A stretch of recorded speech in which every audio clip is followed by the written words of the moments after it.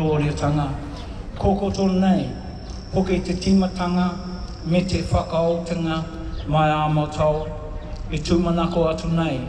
I roto I tō koutou ka rōreatanga, ko te mangai, he tauroko mai, ai nei, aka nei, ai. In English, it's the Divine Mouthpiece, Faithful Angels and Holy Trinity. Join us in this our hour of prayer to make final decisions on every word that we speak in your glorious kingdom. For you are the Alpha, the Omega, the beginning and the end of all of our hopes and desires in this glorious kingdom. May the Divine Mouthpiece confirm this prayer now and forever. Amen. Kia ora tātou I te whānau. I love you more than anything in the world. I love all the children, the trees, and all the insects when I was a little child. And that's what we're fighting for in our own hearts.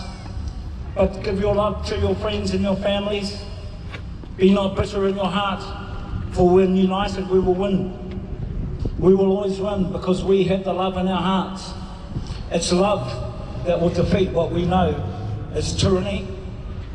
We understand it because we have teachers that have worked for 30 years, that have been forced, blackmailed, threatened with their own jobs, the security of their family, their mortgages, the car that they pay, the milk that they buy, enough to survive for week to week. All of the beautiful people in our country, all of the beautiful people in Aotearoa of all races, religions, cultures, they all have a beautiful heart. When we can understand that we are facing in our society, not just here in New Zealand, but all around the world, that we are standing, that we all can stand. When you have your child with you, when you had that time with your child, when you put them and read a story to them when they go to bed, when you were a child, when you had that pure heart, where is our freedom gone? Where is our freedom gone? We are not free. We are not free. We have a chance, and all those people that are facing the bullying from our government, that you will not have a job unless I can medically put a needle into you and tell you that you need to do this. That is not in my heart. That is terror. That is against my will. That is against my God-given right to look after my body, what goes into it. And that's for every woman here today, every woman that has been abused, every woman that has had something done to them, and every man. This is our time to stand for what is right. We're not putting up with this abuse anymore. In your heart, find that love. Find that love for each other, wherever you go. But do it with love. Do it with understanding, not with aggression, because then you go down to their level. Their level is fear. Their level rules with fear. They take us away from our heart, our beautiful hearts that we share in our family. They want us to be scared. You're not going to have a job by the 30th. You're not going to have a job if you're a teacher.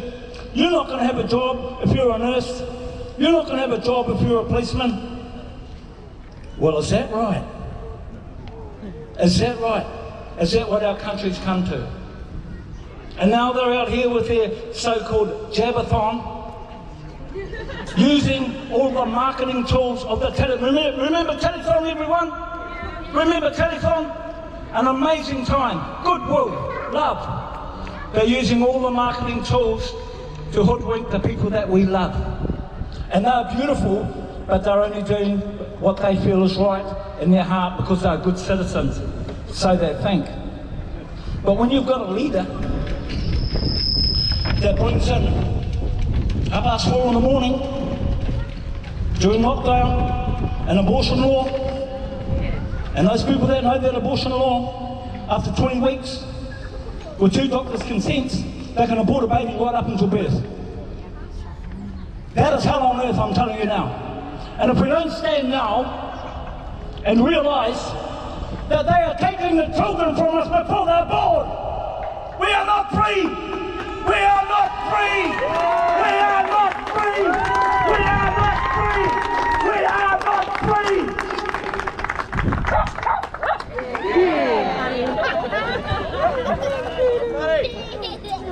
The blessing from heaven right there.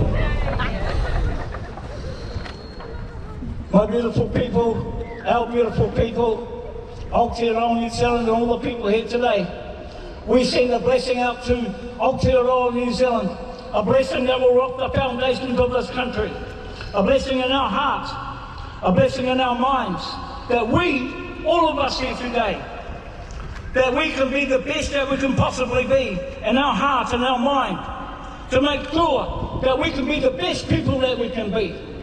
And in that, there is no fear. In love, there is no fear. We will not fear you. We will trust in our heart. We will trust in what is, that we will get through this. God bless you. I love you all.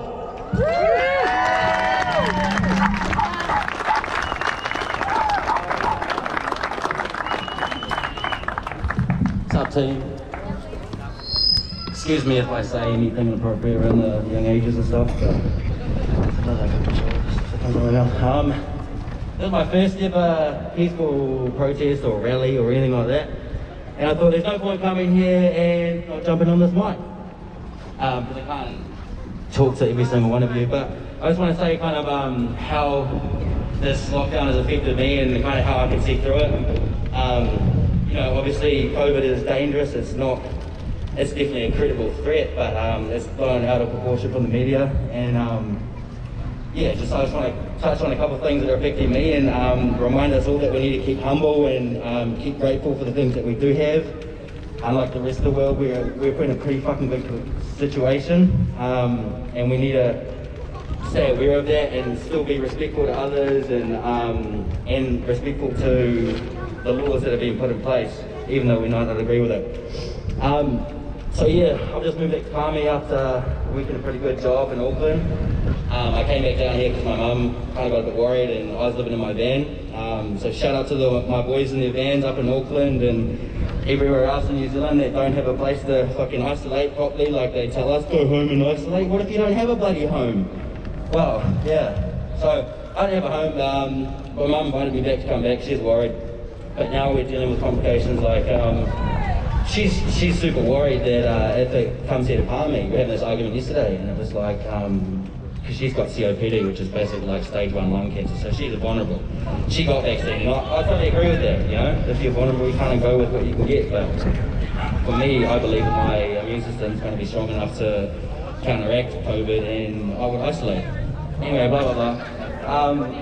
What I'm trying to touch base on here is the divide. Like, we're literally being divided into two at the moment, and it's bullshit. Like, I'm having arguments with some of my best friends. I'm considering deleting people off Facebook because of this stupid, you know, it's gone so political and so media based and media driven. Like, all these people I talk to really don't like do their own research and stuff like that, and I don't really know where I'm going with this, but yeah, what I'm saying is it's affecting